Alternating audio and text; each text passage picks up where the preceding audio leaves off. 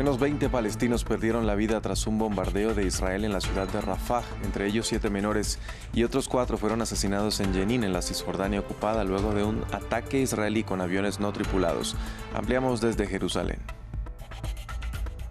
El presidente de Ucrania, Volodymyr Zelensky, llegó al Congreso de Estados Unidos para pedir por un nuevo paquete de ayudas en medio de la guerra con Rusia, y cuya aprobación no está asegurada ya que los republicanos la condicionaron a controles migratorios en la frontera con México. De vuelta a las negociaciones, las delegaciones de la COP28 buscan un nuevo acuerdo tras un polémico borrador que generó descontento de los activistas climáticos por no incluir la eliminación gradual de los combustibles fósiles. Ampliamos con nuestra enviada especial. Hola, bienvenidos a una nueva emisión de Noticias en France 24. Los saluda Andrés Mesa Muñoz. Empezamos con la información de la guerra en Gaza. Al menos 20 personas murieron, entre ellas 7 niños, en bombardeos israelíes en Rafah, en el sur de la Franja de Gaza. 2 personas más murieron en ataques en Han Yunis. La cifra total de palestinos muertos desde el inicio de la guerra sobrepasó los 18.400. Para ampliar esta información, saludamos a nuestro corresponsal para Israel y los territorios palestinos, Federico Cuellar Brena. Federico, muy buenas tardes para usted. ¿Qué puede decirnos sobre los ataques de hoy, los combates de este día en Gaza?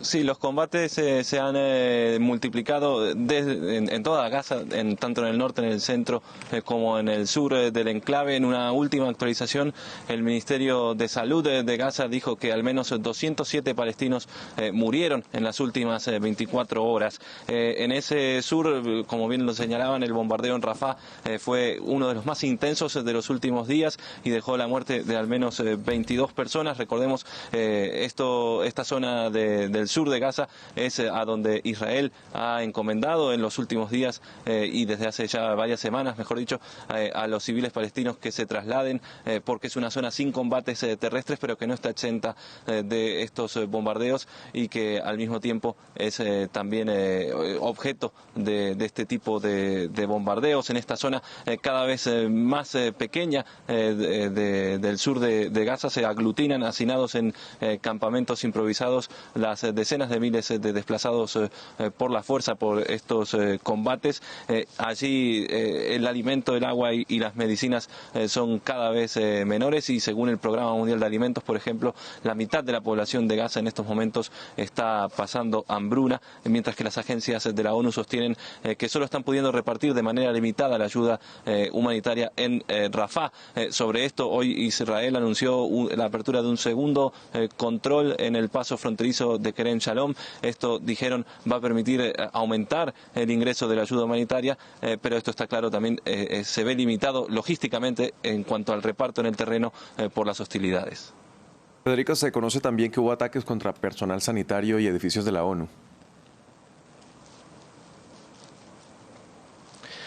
Sí, así es. En particular, en el norte de Gaza, el Ministerio de Salud dijo que fuerzas israelíes entraron en el hospital Kamal Adwan, que llevaba varios días asediado, en un procedimiento similar al que ocurrió, por ejemplo, en Al-Shifa y en otros hospitales del norte de Gaza. Este es uno de los puntos, mientras que la Agencia Humanitaria de la ONU también en su reporte diario informó de estos ataques tanto cerca de los hospitales, sobre todo en el norte de Gaza, como contra personal sanitario. Y precisamente sobre esto la Organización Mundial de la Salud hoy dijo que una misión humanitaria que se trasladó al hospital Al-Ahli el fin de semana para llevar ayuda y para evacuar a pacientes se vio sometida a controles extensos y maltratos por parte de las fuerzas israelíes en el área de Wadi Gaza, esta línea imaginaria que separa el norte del sur de la franja, y que allí al menos 2 médicos fueron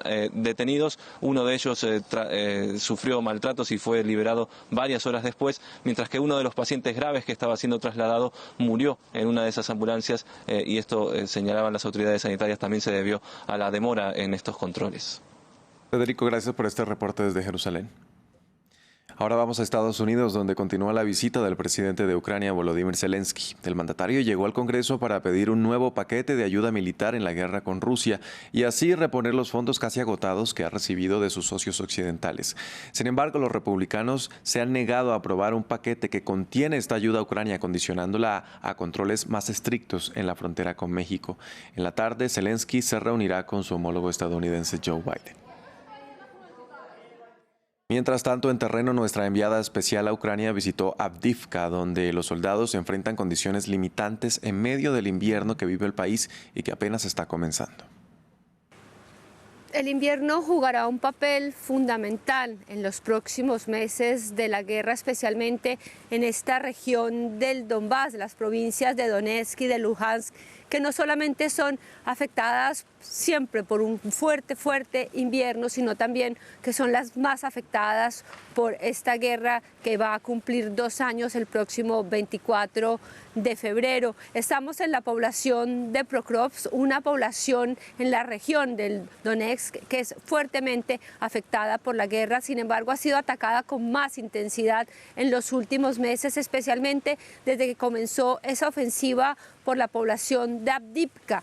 Cerca de aquí, una población considerada la entrada al Donbass, como se le conoce en Ucrania, y que siempre ha estado en los límites de esta guerra. Desde 2014 las fuerzas de Moscú han tratado de controlarla sin éxito y la última gran ofensiva para tomar su control comenzó el pasado 10 de octubre cuando las fuerzas rusas han intentado llegar por los lados para cercar la ciudad. No lo han logrado, pero sí ha tenido un gran costo, tanto para Ucrania, pero también para Rusia, que ha perdido cientos de vehículos, de tanques y miles de hombres en esas tormentas zetas que son pequeños grupos humanos que mandan a abrir y atacar a las fuerzas ucranianas, que también han tenido miles de heridos y también muchísimos muertos, aunque no se conocen los números. Ayer estuvimos con los integrantes de algunas de esas brigadas que pelean en Avdiivka y dicen que la situación es extremadamente difícil, los drones, los ataques con artillería,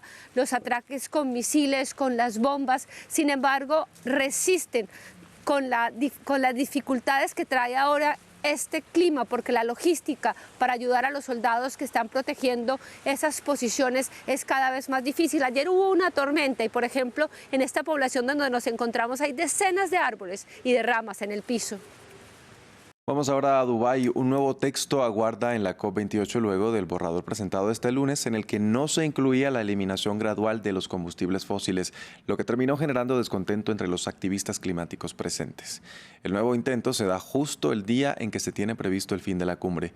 Nuestra enviada especial, Marina Colorado, nos contaba previamente cómo reaccionaron los países que exigen que se eliminen los combustibles fósiles.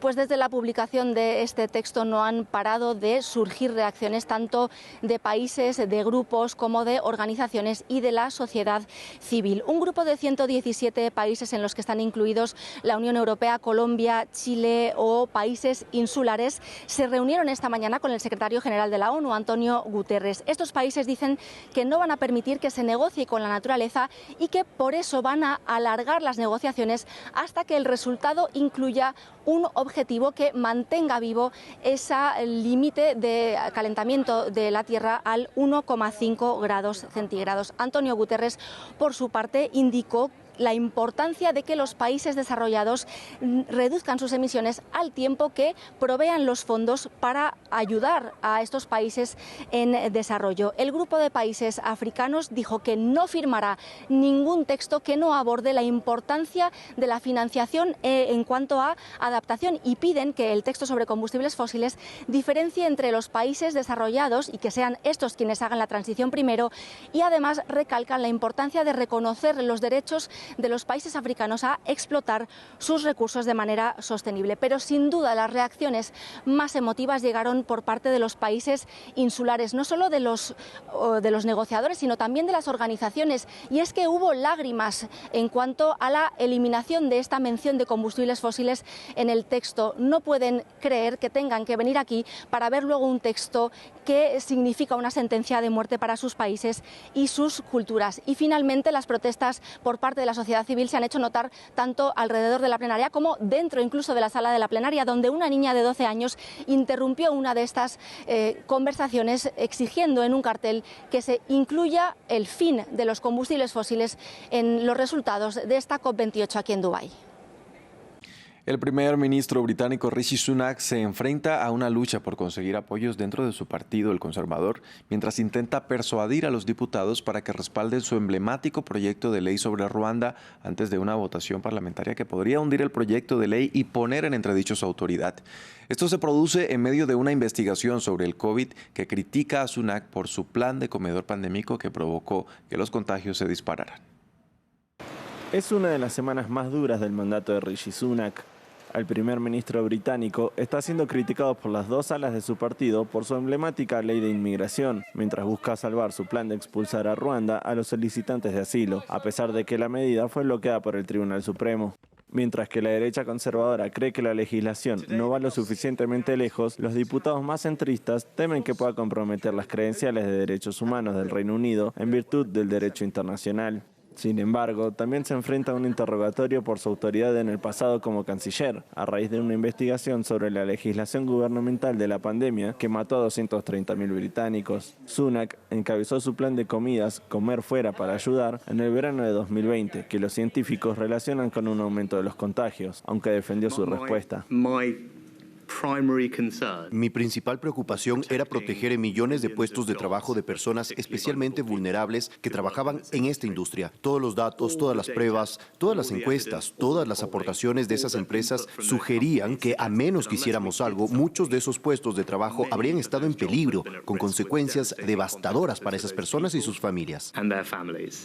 Sunak se esfuerza por conseguir el apoyo de los conservadores antes de la votación parlamentaria del martes, que podría ser decisiva para el plan ruandés. El grupo centrista One Nation ha dicho que le apoyará, aunque bastaría con que unos 30 diputados Tories votaran con los partidos de oposición para derrotar la legislación. En Turquía, un hecho de violencia tras un partido de fútbol derivó en prisión preventiva para el presidente del club del fútbol Ankaragoku, quien le dio un puñetazo en la cara a un árbitro. Los hechos ocurrieron anoche en medio del descontento por la expulsión de uno de sus jugadores tras el encuentro con el Rises, porque terminó 1-1. La Federación Turca de Fútbol decidió suspender sin fecha los partidos de todas las ligas de fútbol del país euroasiático y se espera que se reúna mañana para decidir cómo proceder con el torneo. Los mexicanos celebran hoy 12 de diciembre el día de su patrona, la Virgen de Guadalupe, un símbolo de su identidad nacional. Según la tradición, la fecha conmemora el día en que la Virgen se le apareció al campesino Juan Diego en 1531. Fieles locales y extranjeros llegan al país para participar de una serie de actos que van desde la peregrinación hasta las misas especiales en lugares emblemáticos como la famosa Basílica de Guadalupe en Ciudad de México. Hasta aquí este informativo. Gracias por acompañarnos.